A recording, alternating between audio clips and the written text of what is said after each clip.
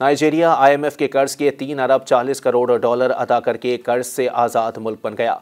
Nigeria ने आलमी मालियाती fund से कोविड की वबा के दौरान 3 अरब 40 करोड़ डॉलर का कर्ज हासिल किया था, जो अब मुकम्मल तौर पर वापस कर दिया गया है।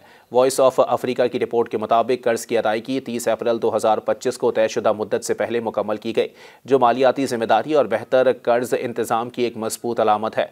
कोरोना वबा में नाइजीरिया समेत कई तरक्की पजीर मईशतें शदीद माशी जमूद, तेल की कीमतों में ज़बरदस्त कमी और सेहत के बढ़ते हुए मसाइल से दो चार थीं।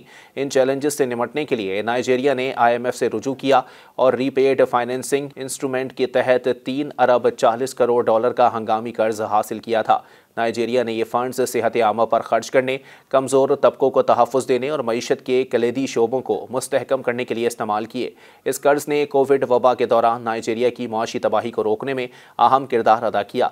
ये कर्ज तवील मुद्दती अदायगी के लिए तरतीब दिया गया था, लेकिन नाइजीरिया ने इसे तयशुदा मुद्दत से पहले ही मुकम्मल तौर पर अदा कर दिया, जिसका सेहरा मुबस्सिरीन बेहतर मालियाती नज़्म व ज़ब्त और मजबूत बैरूनी ज़र मुबादला ज़खायर को देते हैं। नाइजीरिया में IMF के नुमाइंदे क्रिस जेन एबके के मुताबिक नाइजीरिया अब भी 2029 तक हर साल तकरीबन 3 करोड़ डॉलर मालियत के स्पेशल ड्राइंग राइट्स चार्जेस की मामूली अदायगियाँ जारी रखेगा, लेकिन असल कर्ज मुकम्मल तौर पर अदा कर दिया गया है। कर्ज की मुकम्मल अदायगी के बाद नाइजीरिया को IMF के कर्जदार ममालिक की फहरिस्त से निकाल दिया गया है। नाइजीरिया का नाम ताज़ा तरीन रजिस्टर में मौजूद नहीं, जिसकी तस्दीक हो चुकी है। मज़ीद न्यूज़ अपडेट्स और डिजिटल स्टोरीज के लिए सब्सक्राइब करें डॉन न्यूज़ पाकिस्तान।